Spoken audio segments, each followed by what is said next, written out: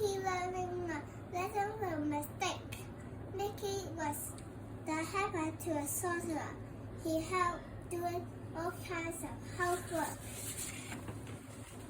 At the end of each day, he was very tired. He was having time to play, and he didn't have to work so much too. One day, when the sorcerer went out, he took the sorcerer's magic hat and put it on his head. He told the bird to pick up the buckets, go to the well and get water and pour out the water. When Mickey told the bird to stop working, the bird kept on working. He told the bird with his axe.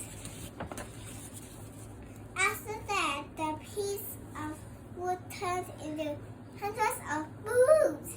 Each boot was filling up the buckets with water and pouring the water on the floor. They didn't stop pouring the water.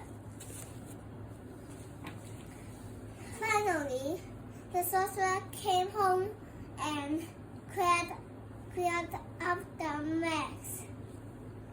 Mickey gave the hat to the sorcerer. He learned that magic isn't always easy and isn't always fun. He knew that only one sure way to get the work done is to do the work yourself.